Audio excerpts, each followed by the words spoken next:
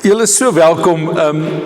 Ek moet net so 'n bietjie terugvoer gee voordat ek nou by die boodskapgedeelte uitkom. So paar weke gelede vra een van die ouens wat ek nou gereeld mee praat en hy sê ou wat opcheck op my en nog vir my vra en sy woorde is altyd, hy sê vir my, Simon seun van Jona, het jy my nog lief? Weet wat Jesus, so hy sê dit elke nou en dan vir my. En toe vra hy ook so, Johan, waar sien jy jouself so oor 3 jaar van nou af? En my antwoord, ek praat nou van 'n paar weke, kom ons sê 6 weke gelede, 2 maande terug, toe sê ek vir hom, jong, dag vir dag. Ek sien myself nog nie oor 3 jaar iewers nie, ek vat dit dag vir dag. Maar dit het my tog so 'n bietjie aan die dink gesit, en hierdie vakansietyd het ek baie tyd gevat net om 'n bietjie te dink, so waarna toe is ons op pad. So hier is nou Dei Gratia, my tema vir die volgende paar weke, ek wil sê so 4 of 5 weke, ons weet nie, ons sal sien waar dit ophou is. Ons is Dei Gratia, dis nou wat dit is.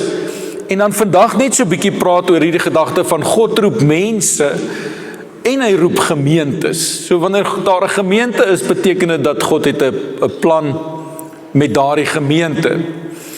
En ek moet jou eerlik sê, en miskien het jy dit nie geweet nie, maar ons soek 'n plek. Okay, so ons soek 'n plek. Ek het in die laaste 2 weke na 3 plekke gekyk. En die een het ek baie hoop voor gehad, maar dit het ook nou nie gewerk nie. Maar kyk, net 'n plek waar wat ons eie kan noem. Julle verstaan, 'n plek waar ons goed kan opsit en dis daar en ons kan dit deur die week gebruik. En so ons soek 'n plek. So as jy weet van 'n plek, praat asseblief met my. Ons soek 'n plek. Maar my vraag oor die laaste paar weke, en ek probeer nou nie, ek het regtig tyd aan dit spandeer, is, Here, wie roep U Dei Gratia om te wees? Want as ek sê, dan dink ek in my hart, het ek amper hierdie oortuiging, dat ek het geen begeerte om 'n kerk te bou nie. Ek het geen begeerte om net nog 'n kerk te wees nie. En ek besef net, as ek dit sê, dan sê ek dit met groot versigtigheid, want in Klerksdorp is daar ongelooflike gemeentes, en as jy 'n gemeente soek, daar's soveel letterlik om van te kies. Goeie gemeentes, nice gemeentes waar, wow, die goed reg werk, en daar is, ek meen, die keuses is daar vir ons. Ek meen, op pad vanoggend hiernatoe, dis letterlik, iemand sê nou dag vir my, hulle staan op en dan besluit hulle, watter gemeente gaan ons vandag? Hy sê, het hang af hoe laat hulle is. Laat is gebruik hulle een naby by die huis, as hulle bietjie vroeër is, ry hulle dalk 'n bietjie verder. En dis Klerksdorp, is soos supermarkte. Jy weet, op elke hoek is daar een, en dis met kerke ook so, en ek sê hierdie nie, ek sê dit baie versigtig is, Here, wat wil U hê moet Dei Gratia wees? En ek besef van hierdie week het Esther op 'n stadium sê vir my iemand wat, jy weet, want een van die goed wat Dei Gratia doen is, ons help mense, en ons doen dit, dis amazing, ek kan nie die syfers noem van hoeveel ons oor die laaste jaar mense gehelp het mee, en hoe dit ons guns gekry het. Esther het eendag hier gesê, hoorie man, as jy bietjie surplus by jou huis het, of goed wat jy nie gebruik nie, ons het bakkie vragte vol goed aangery. Ons het pragtig goed uitgedeel. Verlede maand het ek gehelp kospakkies pak, en ek beloof vir julle, dis 'n reuse taak. Dis harde werk, wat ek glad nie aan gewoond is nie, en ek was knorrig daaroor gewees, want nuwe hemel, ou, iewers moet daar seker 'n einde wees aan dit, jy weet, ou kan nie net, maar dis wat ons doen, en ons doen dit, maar Here, dis nie al, glo ek, waarvoor die Dei Gratia roep om te wees nie. Klerksdorp het nie net nog 'n mooi gebou kerk nodig nie. Maar ek weet dat God wil hê dat ons moet 'n gemeente wees, en 'n gemeente wat op een of ander manier anders is. So my vraag is, waarom bestaan Dei Gratia?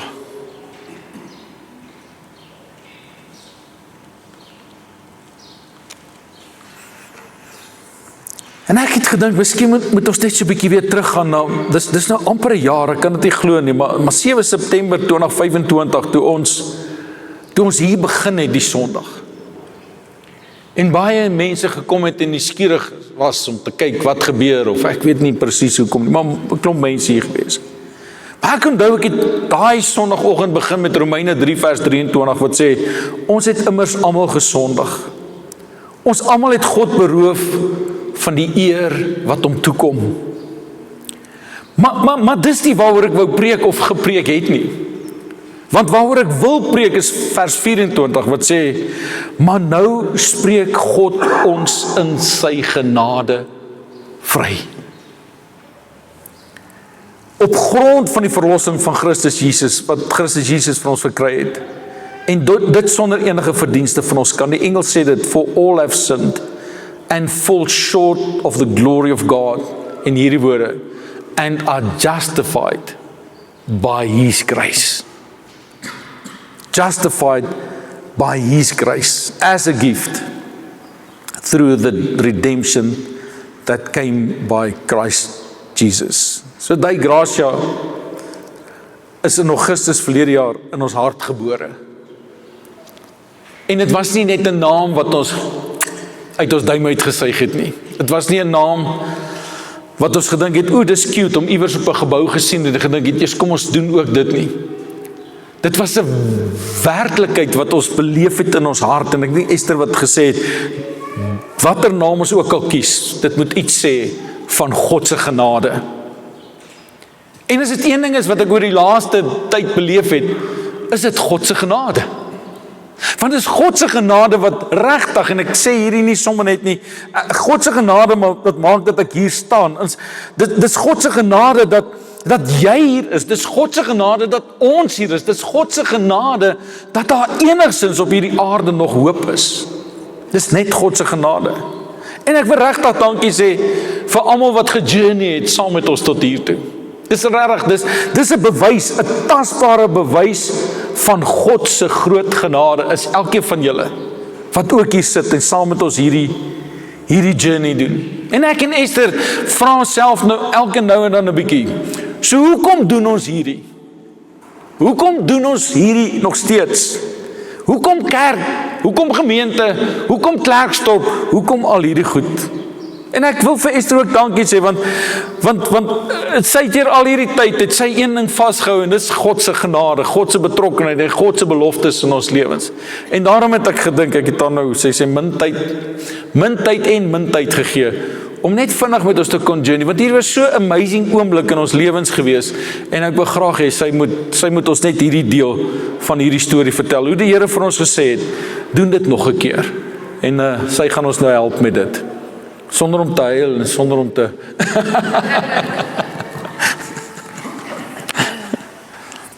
Dankie.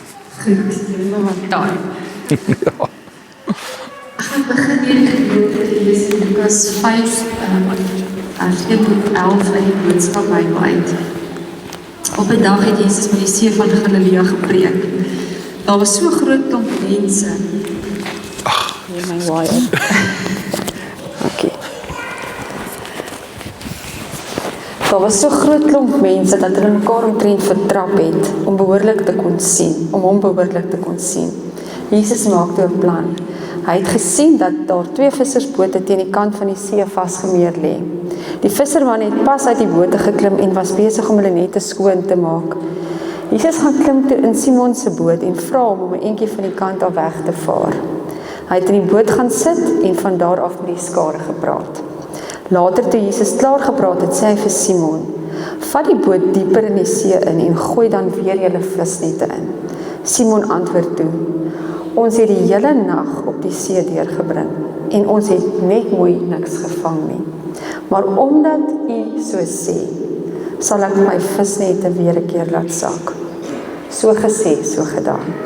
Skaars het Simon sy nette ingegooi of hulle was propvol vis. Daar was baie vis. Daar was so baie vis dat die nette wou skeer. Kom help ons. Maak gou. Het hulle vir hulle vriende in die ander bote daar naby geskreeu. Ek het nou nie die skreeu bygesit nie, maar dit was 'n skreeu.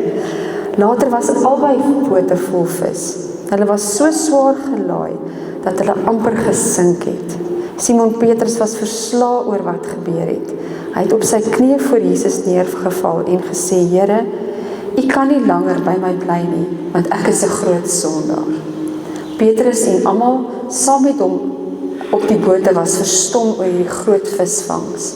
Ook Petrus se vriende, Jakobus en Johannes, die seuns van Zebedeus, was daardeur aangegryp.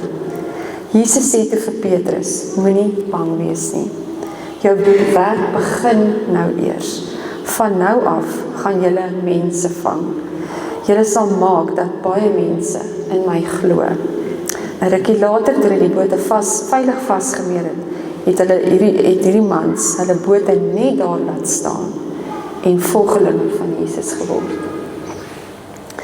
So ons het, so ek sê, dis 'n hele storie en jy het daai foto saamgebring, nee. Baie goed.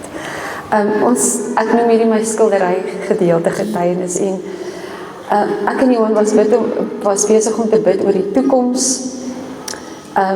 Ons het gekom uit 'n jaar wat baie veranderinge en kruispaaie in ons lewens beteken het. Alles wat ons geken het tot op daai stadium en gedoen het, was kerk. Van ek en hy het albei ons lewens van vroeg af vir die Here gegee, saam die pad gestap en ons was regtig uitverkoop aan die Here en besig met sy dinge, maar soms ook te besig om by homself uit te kom. Maar gelukkig dien ons 'n groot genadige God, getrou, onveranderlik en sy beloftes en sy roeping, soos ek sê waarvoor ek en hy albei op 'n jong ouderdom ja gesê het nie verander of weggegaan nie. Amazing God wat ons dien. En hy laat ons soms, en ek sê hierdie baie keer, veral as ek vir my sissies in Nieu-Seeland gaan kyk, dan sê ek, baie keer moet ons weggaan om terug te kom. En die Here het dieselfde met ons gedoen. Hy het ons uitgehaal sodat ons kan terugkom. Hy het ons ook toegelaat om draaie te loop. En maar dankie tog, hy sê soos die pa in Lukas 15 wat vir ons staan en wag met wyd oop arms, wat nie saak maak hoe jy lyk of ryk of wat jy waar jy was nie. Hy wag ons in. In my hart was daar twyfel en onsekerheid. En 'n eerlik moet julle wees vanoggend, ek het net gesê, nie weer nie. Hoekom teruggaan, maar die plek waar ek die seerste gekry het, wat ek die liefste het, maar ek die seerste gekry het. Vandag moet ek weer eens net ook dankie sê vir mense wat die Here toegelaat het en wat hulle self toegelaat het, dat die Here vir ons kan help en saam met ons gebid het, ons aangemoedig het en saam met ons die pad gestap het. Die bly oomblikke en die hartseer oomblikke, wat hulle stories met ons kom deel het, om ons te herinner aan God se getrouheid en sy beloftes. En ek noem hulle faithful forces, wat nie geskroom het om te sê, kom drink gou 'n koffie. En ek wil net hierdie stukkie storie vandag met jou deel, om hoop in jou lewe te gee.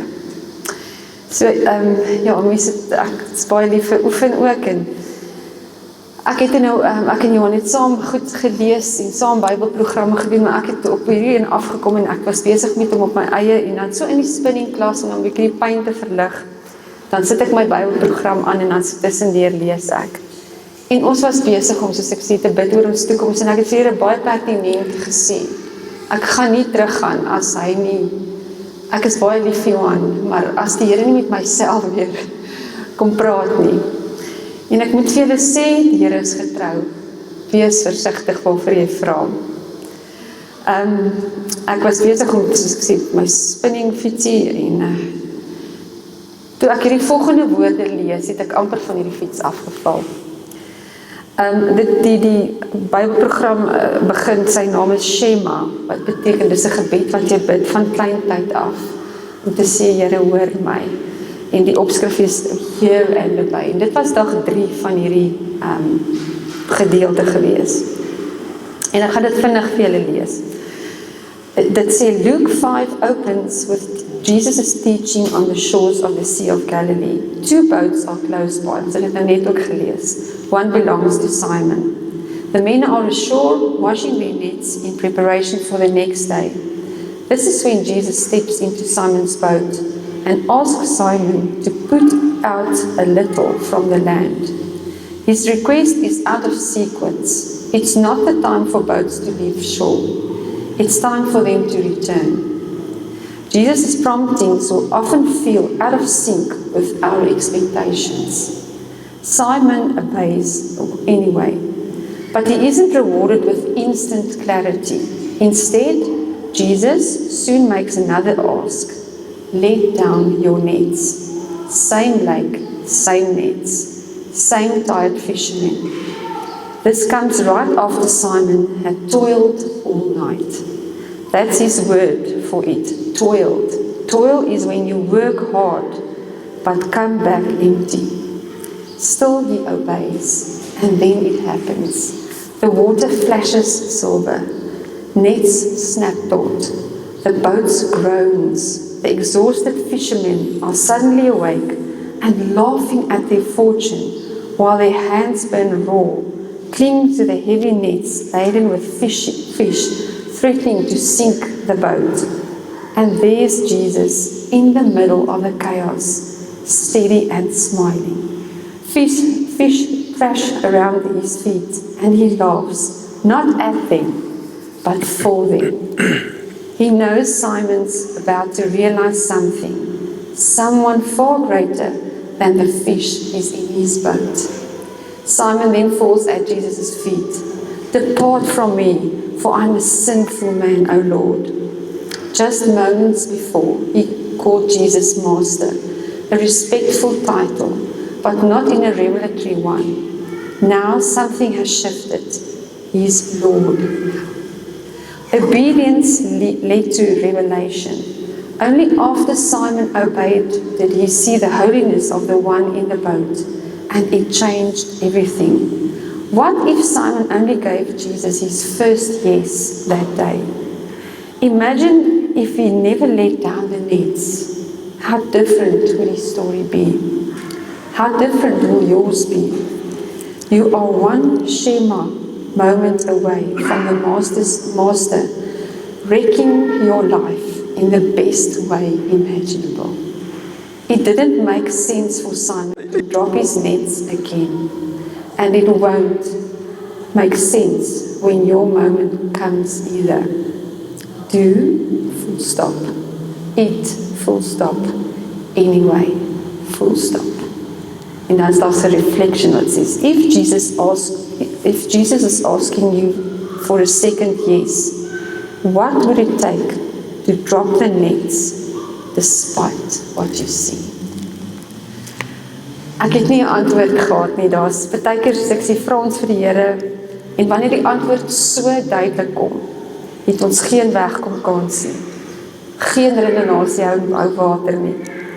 Want dit gaan nie oor my nie, dit gaan nie oor my emosies nie, wat gebeur het of nie gebeur het nie. Dit gaan oor my antwoord. En die Here het daai dag vir my gevra, sal ek weer ja sê? Dis 'n ja of nee vraag. Is ek bereid om die nette van die verlede daar te los en hom te volg? Nie vir Johan nie, hom te volg en gehoorsaam te wees aan dit wat hy van my vra. Want God se getrouheid is elke oggend nuut. En hy wil elke dag vir ons iets nuuts doen. Met ons in ons gebrokenheid. Want hy is lief vir mense wat ook gebroken is, ook seer gekry het, en wat uitroep na genade en na sy liefde. En hy het my en jou nodig daarvoor. Hy kan nie iets anders te gebruik nie. So die oggend toe die diens, ek het toe nou met huis toe gegaan en dit met Johan gedeel, en dit was toe 'n deel van sy boodskap daai eerste Sondag, 7 September, en een van die vriendinne wat saam met ons, wat regtig die pad saam gestap het, was in die diens gewees, en na die tyd hardloop sy na my toe, en sy sê, jy sal nie glo nie, terwyl ek hier sit, en ek bid, sy was besig om te bid, en sy sê, sy kry 'n boodskap op haar foon, en sy dog, sy gaan nie kyk nie, maar iets sê nie van kyk, kry sy daai spesifieke boodskap wat Johan mee besig is. En 'n lang storie kort te maak, sy was so opgewonde gewees, en sy sê toe vir my, sy gaan vir my iets tasbaars gee, om hierdie boodskap in ons lewe vas te maak. En eendag bel sy vir my, sy sê, jy moet vir my kom, kan sy vir my kom kuier? Ek sê toe nie, want vandag lyk jy is nie so hard nie, maar sy sê, sy is eintlik klaar by die hek. En sy bring vir ons 'n skildery, met presies hierdie toneel, waar Simon besig is om daai nette in te trek, en dit is net vol vis. So wanneer julle vir ons eendag kom kuier, hang hierdie skildery reg in ons voorportaal. Sodat wanneer ons instap, ons sal onthou dat God het ons 'n tweede kans gegee. Dis 'n daaglikse herinnering dat sy roeping en sy genade nie verby is nie. En ek wil regtig vandag vir julle sê, moenie toelaat dat die duiwel jou toekoms steel, net oor jou verlede nie. Johannes 10 vers 10 sê dit baie, baie mooi. Die duiwel probeer steel, maar God het gekom om lewe en oorvloed te gee. En daai laaste sang wat ons gesing het, was regtig my gebed. Ek het hom voorberei voor Johanne nogal vir my gesê, het my ingewerk. En dit is net dat die Here se genade vra, do it again. Hy sal ons nooit nie steek laat nie. Hy is met ons. So do it again. En ek wil net hierdie laaste vers vir ons net gou hier bysit. En dis ook een van die beloftes wat die Here vir my gegee het. Jeremia 31 is ook een van my baie spesiale gedeeltes. Maar vers 37, Jeremia 31 vers 37 sê die volgende. Die Here sê, net soos die hemel nie gemeet kan word nie, of die fondasie van die aarde ondersoek kan word nie, net so min sal ek daaraan dink, om die nageslag van Israel vir altyd weg te gooi, vir die verkeerde dinge wat hulle gedoen het. Die Here sê, dit is wat die Here sê, hy gooi ons nie weg nie. Do it again.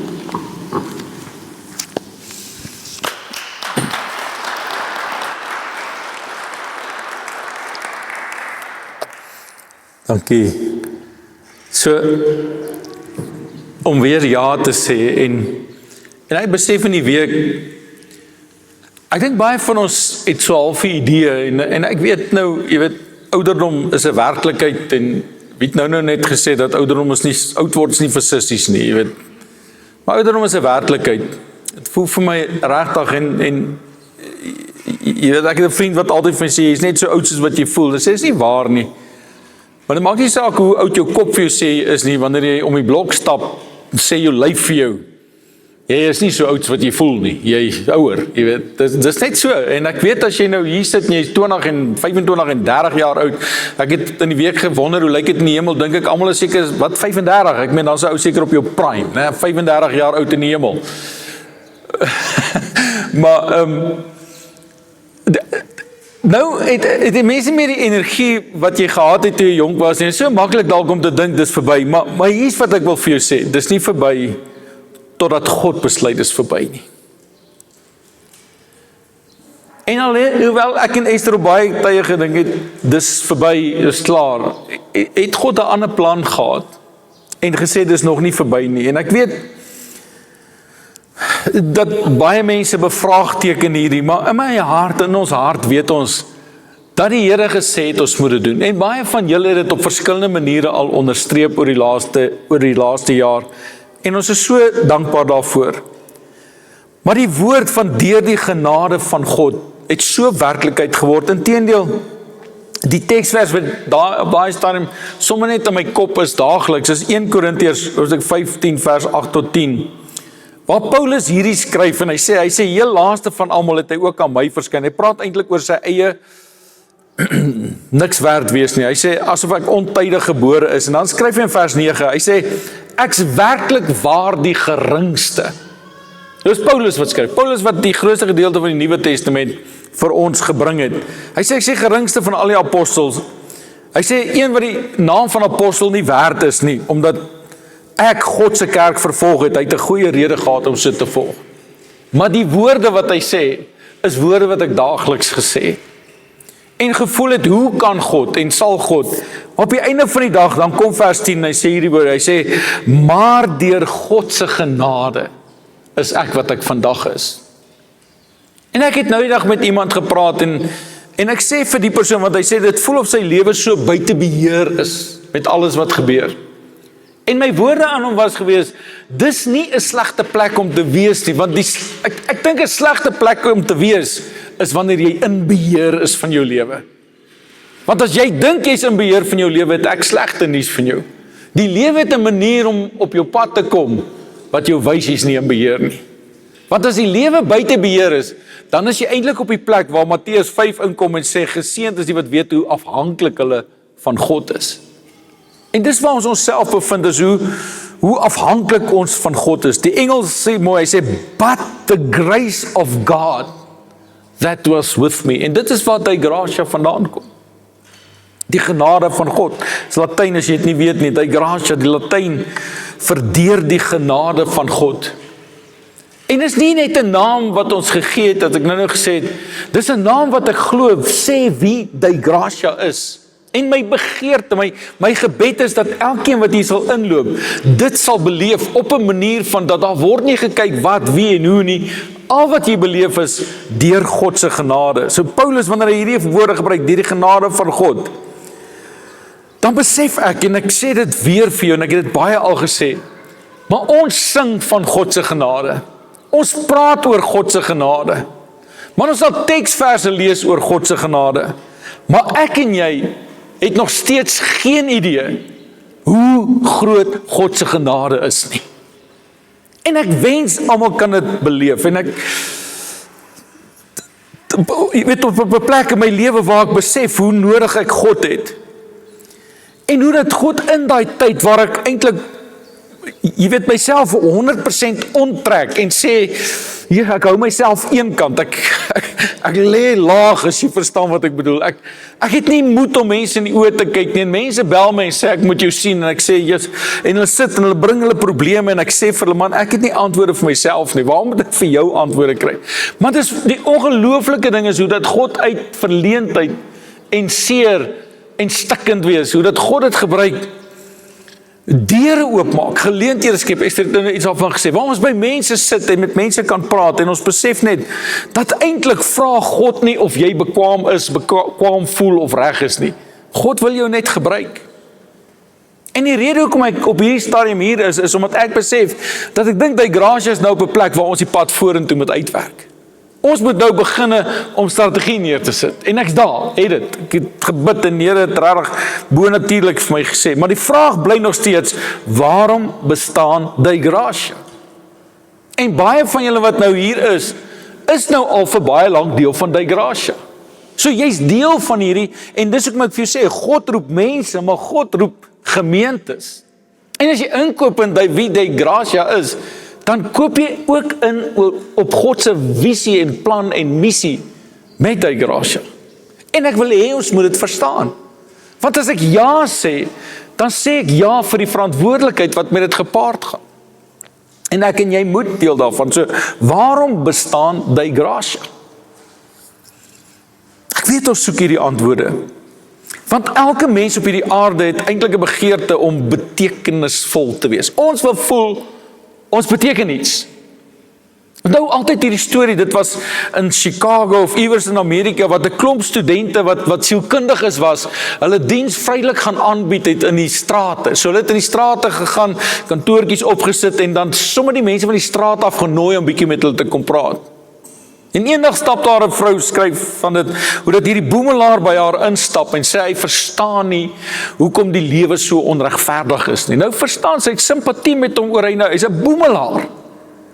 En sy kry hom, hy sê nee, dis nie wat dit oor gaan nie. Hy sê wat hy nie verstaan nie is, as hy drank het, dan deel hy dit met al sy pelle. Maar hulle drink alleen. Hy beteken niks vir hulle nie, jy weet.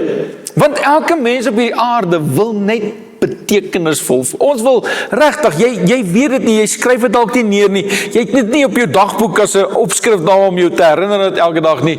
Maar almal van ons wil vanaand in die bed klim en half voel, ek het vandag iets vir iemand beteken. Ek sê nou vir jou, of kom ek sê dit anderster, as jy vanaand in die bed klim en jy het vandag iets vir iemand beteken, slaap jy lekkerder. Significance beteken iets vir iemand. Iemand het my waardeer, groot of klein, net sommer dankie gesê vir 'n klein dingetjie wat jy vir daai persoon vandag gedoen het. Daarom soek ons antwoord op hierdie. En ek wil weer sê, elke gemeente, glo ek, het 'n roeping, of noem dit 'n opdrag. Die mooi woord daarvoor is 'n redemptive gifting, 'n verlossingsgawe. Elke gemeente het 'n verlossingsgawe. Elke gemeente in hierdie dorp leef een of ander iets uit wat God vir daai gemeente gegee het, en dis net soos met mense, jy kan nie my roeping leef nie, ek kan nie jou roeping leef nie, maar een gemeente kan ook nie 'n ander gemeente se roeping leef nie. Dus ons kon nog nooit, kon 'n gemeente dit regkry, om 'n ander een se visie, missie, statement te vat, en dit hulle eie te maak, en dit ons is ook so nie. Klink mooi op papier, maar dit is nie wie jy is op die einde van die dag. En ek sit eendag by 'n gemeente, op 'n stadium het hulle my baie gevra om te help met gemeente groei, en ek sit by hierdie gemeente, ek stap en nou wag ek vir hulle om te kom, en ek lees hulle missie en visie statement op die muur. En hulle kom sit, die leiers van die gemeente, 6 van hulle kom sit so voor my, ek sê bietjie vir my, wat is julle gemeente se visie? En nou sit op die muur, staan daar, hulle moet dit net lees, en hoe dat elkeen van hulle iets anders, nee, ek dink is dit, hulle dink hulle is dit, nee, hulle dink is dit, want wat het hulle gedoen, net iets moois op die muur gaan sê, en dis nie wie ek wil wees nie, en ek het saam hierdie antwoorde gaan soek, en ek dink op 'n manier, en ek wil hê julle moet hieroor bid saam met my, ek wil hê julle moet hieroor dink, want dis nie net ek wat vir julle wil sê nie, ek wil hê ons moet dit ontdek, en ek ontdek dit, voel dit vir my, in Handelinge 20 vers 24, en jy lees dit saam met, dis op die bord, maar maak dit jou hart vir 'n oomblik oop, en voel of dit resoneer met wat jy hier in jou hart voel. So hier is dit, Paulus wat weer eens skryf, hy sê, maar al is my lewe vir my kosbaar, reken ek dit van geen belang. En hierdie teks is vir lank al vir my spesiaal, veral oor die lewe wat kosbaar is. Maar hierdie laaste paar weke maak die Here hierdie gedeelte my wakker. Hy sê as ek, en dan gebruik hierdie woord, hy sê my lewenstaak kan voltooi, en die dienswerk wat ek van die Here Jesus gekry het kan klaarmaak. Hy sê, en hier sit, hy sê, en dit is om die evangelie van God se genade te verkondig. Nou, Esther kan dit vir ons op die WhatsApp groep sit, en notas ook stuur, maar ek wil hê jy moet hierdie teksvers so bietjie vat in hierdie week wat kom, Handelinge 20 vers 24. Ek wil hê jy moet dit so bietjie vir jouself bid, want hy praat van 'n lewenstaak en dienswerk, maar al hierdie goed, maar die groot waarheid daarvan, om die evangelie van God se genade te verkondig. En ek besef ons leef in 'n wêreld waar die meeste mense al vuisfoos is. Daar's genoeg, ek kan, en dis nie universeel waarheid nie, maar baie mans sukkel met depressie. Ek sal nooit daaroor praat nie, maar die meeste mans voel, hulle is nie goed genoeg nie. Die meeste mans sê, hulle voel altyd onder druk, want eintlik al waarvoor hulle goed is om te voorsien. En dan partykeer kan hulle nie voorsien, dan voel hulle minderwaardig. Baie vrouens voel nie gewaardeer nie, want ons word dalk nie waardeer nie. Niemand gee erkenning nie, en dit is belangrik vir almal van ons, maar hoe dat hierdie waarheid van hierdie roeping wat ons van God ontvang, vir elkeen van ons 'n waarheid moet word. So ek is deel van 'n groter doel, as net om pakslae te kry. Ons as gemeente, ek wil nooit daai gemeente wees waar mense vertel hoe sleg hulle is nie. Ek wil hê mense moet verstaan waarvoor God ons geroep het. Johannes 20 vers 21, ek sit in die week in 'n vergadering waar ek Jesus wat hier praat in Johannes 20, en jy kan dit ook maar gaan lees. Jesus sê, soos die Vader my gestuur het, stuur ek julle. Dis die missio Dei, dis eintlik waaroor kerk gaan, is om te verstaan dat God het Jesus gestuur om die storie van God se genade te verkondig, maar ons word gestuur om dieselfde storie te vertel. Elke kerk ontwikkel 'n kultuur, en in die laaste 10-11 maande, dink ek het by Gracia op 'n manier sy identiteit ontdek. En ek wil weer sê, nie uitgedink nie, ontdek. Ek beleef hierdie goeders. En ek nooi jou, en ek weet dis nou onnodig, jy was mos nou vandag hier, jy hoef nie weer die preek te luister nie, maar môreoggend sit ek en ek luister hierdie preek. So ek hoor 3 goed wanneer ek my eie preek luister. Ek hoor hoeveel nonsens ek praat, maar ek het ook 'n idee dat as ek nie vir myself kan luister vir 30 of 40 minute nie, dan gaan jy dit ook nie kan regkry, so ek toets dit, maar kyk, as ek nou self kan luister vir daai 30 minute of 40 minute, ek preek baie keer te lank, dit weet ek. Maar daar's iets wat ek in my preke hoor op 'n maandagoggend, En toe jy nou nog nie klankstel en goed was nie, het ek dit met my foon gerekord en geluister, so ek doen dit al lank al. Maar, partykeer sê ek iets hier, wat ek net weet, dis die Here wat praat. Dis nie op my notas nie, of is op my nota dalk so side note, maar hoe dat die Here daai oomblik vat, en hy maak iets wakker in my, wat my iets laat verstaan, en dis hoe ek ontdek, wat is ons, wat hier by ons, by die Gracia, maak sin. Waarmee is God met ons besig? Waartoe is hy met ons op pad? En ek besef dat goed wat aanvanklik, die van julle wat aan die begin al was, toe ons oor die Gracia logo gepraat het, en ek gaan weer 'n bietjie daaroor praat volgende week, maar oor die Gracia, maar hoe dat ek het dit aanvanklik waardes genoem. Maar op die einde van die dag besef ek, dis nie waardes nie, dit word oortuigings. Maar ek praat oor dit, as jy kan onthou, ons praat van die kruis, ons praat van die opstanding, ons praat van die lewende woord, en ons praat oor hierdie harte wat brandend is vir God en sy plan met ons lewens. En ek besef, dis nie net meer waardes nie, dis eintlik kernoortuigings van wie ons is of behoort te wees. En ek wil hê ons moet bietjie wakker word met respek en met liefde gesê. Ek hoop ons verstaan dat een van my oortuigings is dat kerk nie Sondagoggend is wat hier gebeur nie. Dis lekker om hier saam te wees, maar wat belangrik is, kan jy onthou wat ek sê, wat is die mees geestelikste ding wat ek en jy elke dag van ons lewens kan doen? Om Bybel te lees, om te bid, om 'n teksversie vir iemand te stuur. My oortuiging is dat die mees geestelikste ding wat ek en jy elke dag kan doen, is om partykeer net iemand met respek te behandel. Partykeer net vir iemand te sê, ek waardeer jou. Nie soos party politikuste dit sê nie, jy weet, dit mos 'n manier om te sê, ek waardeer so wat jy doen, jy weet, en dit niks is net 'n manier van praat, maar om regtig by iemand te sit, en net belang te stel. Iemand het eendag gesê, ek onthou by een van die Bybelskole, wat ek aangebied het, sê daai vrou, sy het net vir die teller, agter die kassiere, agter die toonbank, daai dag gevra, gaan nou met jou, sê bietjie vir my. En dan in die oog kyk en net 'n antwoord van daai persoon. Dis die mees geestelikste ding wat jy kan doen, partykeer. Ook dalk om vir jou man en vrou te sê, ek is lief vir jou, ek waardeer jou. So ons wil die vraag antwoord, wie is die Gracia? Gaan volgende week bietjie daaroor praat. Wie is die Gracia? Want dit is 'n vraag wat ek en jy moet antwoord. Ek wil hê, wanneer iemand jou in Klersdorp vra, hoekom is jy in die Gracia? En dan wil ek ten minste jy moet 'n sinvolle antwoord gee. Vertel julle altyd van die ou wat vir my eendag sê, hulle het 'n nuwe predikant. Ek sê vir hom, so, hoe gaan dit met die nuwe predikant? Hy sê, nee, great. Hy sê, terwyl hy daar voor staan en babbel, is ek besig my weekbeplanning te doen. Hy pla my nie, sy woorde. Hy het lankal in my lewe besluit, is nie ek nie, ek wil jou pla. Ek wil jou pla. Ek wil nie jy moet hier sit en dink, wat gaan jy môre? Ek weet ons doen dit partykeer, maar op 'n manier wil ek jou partykeer terugruk in die werklikheid en sê, okay, so waarom is ons by die Gracia? Want ons wil nie net nog 'n kerk wees nie. Ek wil nie net 'n register hê met name op 'n lys wat sê, as ek dood gaan begrawe hulle my, en as my kinders wil trou hulle nie. Dis nie wat ek wil wees nie.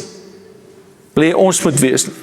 So ons gaan 'n bietjie praat oor ons 'n verklaring. Ons gaan 'n verklaring maak. En ons meer as 'n verklaring is 'n statement wat ons wil maak. Want dis wie ons is. Jy ken mos iemand dan sê, wat doen hy? Hy's besig om 'n statement te maak. Hy's besig om te staan vir dit waarin hy glo.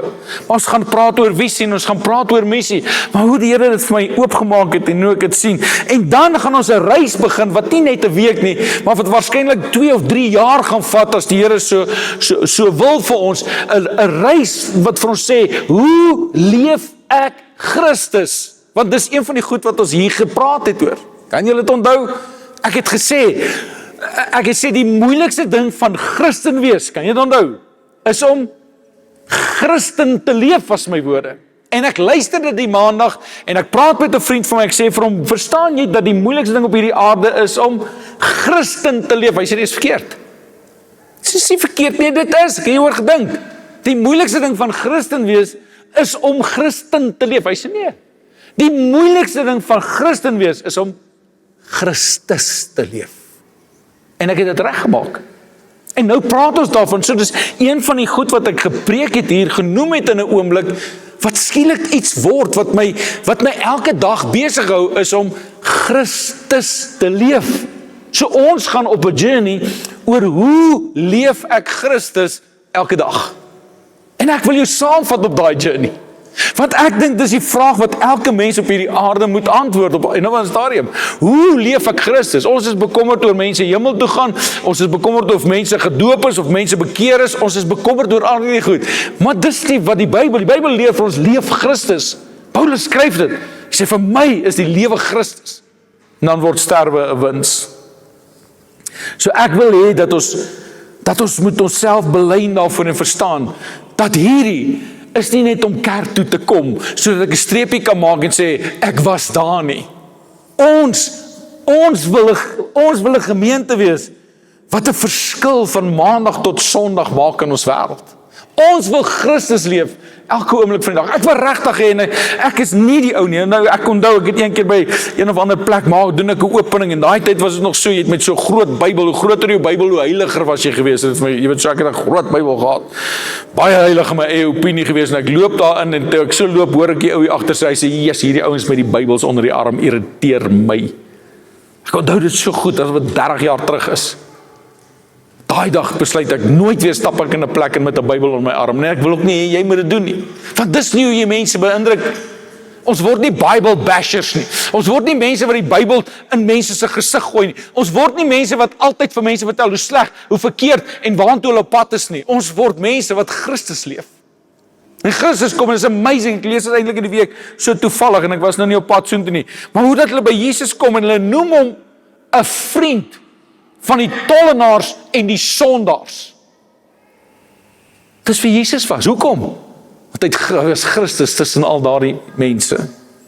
Ek wil jou uitnooi om hierdie journey saam met ons, volgende, sê maar 4-5 weke, gaan ons net hierdie vas maak. Ek wil ons moet dit saam ontdek. Ek wil jou nooi om saam met my hierdie pad te loop, en te verstaan dat, miskien gaan hierdie my meer kos as wat ek gedink het. Ek praat nie van geld nie. Miskien is ek hier in 'n plek in my lewe, waar my lewe betekenisvol kan word. Miskien gaan ek ook 'n verskil in my wêreld. Miskien gaan dit so gebeur, dat ek in die aand in my bed klim, en net 'n bietjie beter oor myself voel. Ek sal nooit vergeet Jordan Peterson wat eendag sê, hy sê die meeste mense, en as jy dit kan regkry, is dit so fantasties. As jy elke aand wanneer in jou bed klim, net die volgende kan dink, die wêreld is so klein bietjie beter, omdat ek vandag hier was. Ek vra nie vir jou om die wêreld te verander nie. Ek vra jou om Christus te leef. Ek vra jou om hierdie journey saam met my te loop. Ek wil weer sê, dis 'n verklaring, maar ek wil dit eerder 'n verklaring in Afrikaans, voel nie vir my sterk genoeg nie. Ek wil dit 'n statement maak. En ek wil jou nooi, en vandag gaan jy dit vir die eerste keer hoor, en ek kan nie vir jou vertel hoeveel keer ek hierdie geskryf, doodgetrek, getik, gedelete het, hoeveel keer nie. Maar voel vir my, en ek wil nie eens sê ek slaan nie, maar hier is iets wat die Here in my hart laat klop het. En ek nooi hom saam met te staan. Dit gaan op die bord wees, ek gaan dit vir jou lees. Ek wil jy moet net dit saam met my lees, hoor, en net toelaat dat dit in jou hart insak. So staan saam met my, terwyl ek die Dei Gratia verklaring of statement, kan ons dit maar 'n statement, Dei Gratia statement noem. Ek weet ons is maar so half mengels hier so by ons, jy weet die Afrikaans nie Engels. So. Maar hier is ons Dei Gratia verklaring. Ons is Dei Gratia. Deur die genade van God is ons gered. By die kruis ontvang ons vergifnis en 'n nuwe begin deur die opstandingskrag van Jesus Christus. Die lewende woord vorm ons lewens daagliks, sodat ons toegerus is om God se wil te leef.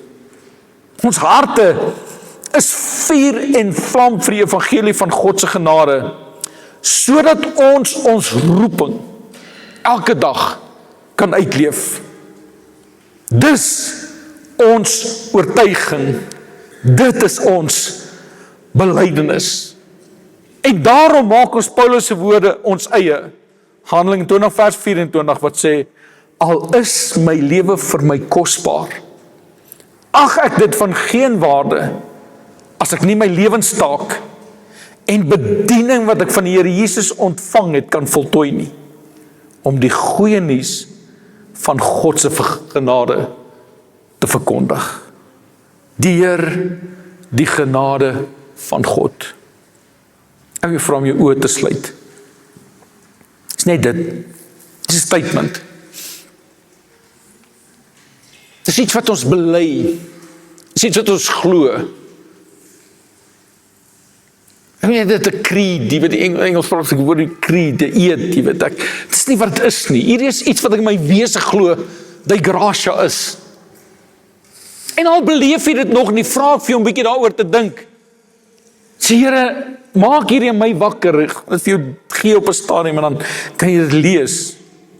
Maar hier is my vraag aan jou vandag, en ek vra jou om, terwyl jy oë gesluit is, luister wat ek vir jou sê vanoggend is. As God vir die gratia 'n unieke roeping gee, en ek glo dit met my hele hart, die getuienis oor hierdie laaste jaar is net te groot om te dink hierdie is nou maar net 'n menslike poging of sommer maar net toevallig. Dit is van God, ek voel in my hele hart dit. En die feit dat hy my kies om dit te doen is een van daai goed wat ek nooit sal verstaan nie, maar dit is wat God gekies het. En Esther, dat ons saam hierdie ding kan doen. Maar as God vir die gratia so unieke roeping gegee het, wat vra hy van my? Wat vra hy van jou? Wat vra hy vandag vir elkeen? Ek wil nie jy moet 'n antwoord nie. Ek wil jy moet dink daaroor. Ek wil jou uitnooi, regtig uit my hart uit, ek wil jou nooi om in hierdie week net 'n bietjie moeite te doen met hierdie vraag. Wat vra God van jou? Dat jy die vraag saam met my kan antwoord, want op die einde van die dag gaan dit ook die vraag antwoord, waarom bestaan die gratia? Want jy is deel van dit. As dit een plek is waar jy gekies het om te wees, dan is dit hierso. En ek is so dankbaar jy het dit gekies. Maar ek vra weer vir jou, as God vir die gratia 'n unieke roeping gegee het, wat vra hy van my? Wat vra hy van jou? Gaan dink daaroor. Laat toe dat God ook in jou hart inspreek. Miskien iewerster gaan jy op 'n plek kom waar jy besef hoe kosbaar die lewe is. Waar jy een oggend net gaan opstaan en al is jy moeg en moedeloos vir die lewe, waar jy dalk uitroep en sê, ag Here, laat ek vanaand sterf en môreoggend word jy wakker en jy is nie dood nie. Waar jy dalk net daai oomblik gaan vat en besef hoe kosbaar die lewe is. En dan gaan jy verstaan dat jou lewe is eintlik kosbaar. Want jy's besig om jou lewenstaak, jy's besig om jou bediening, eintlik besig om jou roeping uit te lewe. En dit is om hierdie goeie nuus van God se genade elke dag uit te leef. Ek nooi jou om deel van dit te wees. Ek nooi jou om in te koop in dit in. En net miskien is ons wêreld beter, omdat ek en jy hier was. Vader in die hemel, dankie vir elke een wat hier staan. Here, in my hart, U weet, net nie of enigiemand anders het besef, hoe waardeer ek elke man en vrou en kind in hierdie gebou, wat op 'n manier deel is van die gratia. Mense wat sê, yes, ek's deel. En ek weet, Here, wanneer U na hulle kyk, dan glimlag U oor hulle. Want dis mense wat God se genade wys. Dis mense wat God se genade leef. En my gebed vandag is uit my hart uit, Here, help ons, dat ons ook soos Paulus op 'n plek sal kom waar ons sê, dat ek my lewenstaak en my bediening wat ek van die Here ontvang het kan uitleef. Here, en dis nie om in Afrika aan te gaan om sendingwerk te doen nie, dit ook as dit U wil is, oor see te gaan of wat dit ook al is. Here, dis om elke dag God se genade uit te leef, waar ek ook al kom. Van elke dag iemand op een of ander manier deur my teenwoordigheid aangeraak word. Met 'n vriendelike woord of 'n woord van waardering of 'n woord van bemoediging of net 'n seën wat ek oor iemand uitspreek. Here, dankie dat U die gratia roep, maar dankie dat U ook mense roep. En dat elkeen van ons die vermoë het om ons wêreld hierdie week beter te maak. So vandag is my voorreg, Here, om elkeen wat hier is te seën in die naam van die Vader, Seun en Heilige Gees. Om te vra dat U hulle sal vashou, dat niks hulle uit U hand sal ruk nie. Ek bid dat U sal bewaar van verkeerde besluite. Ek bid, Here, dat U julle wysheid en insig sal gee om goeie besluite te neem. Ek bid, Here, dat U ons oë sal oopmaak en ons harte sal sag maak om mense raak te sien wat U nodig het. En Here, dat hierdie boodskap van God se genade nie vandag as ons amen sê klaar is nie, maar dat dit dan eintlik eers begin wanneer ons hier uitstap. Môreoggend opstaan in ons werke, skole, universiteite, waar dit ook al is, heen gaan. Ons hierdie boodskap van God se genade saam met ons vat. En in elke situasie waar ek myself bevind, dat mense iets van God se genade sal beleef. Dei gratia, God se genade. Ek bid dit in Jesus naam. As jy saamstem, wil jy sê amen. Amen.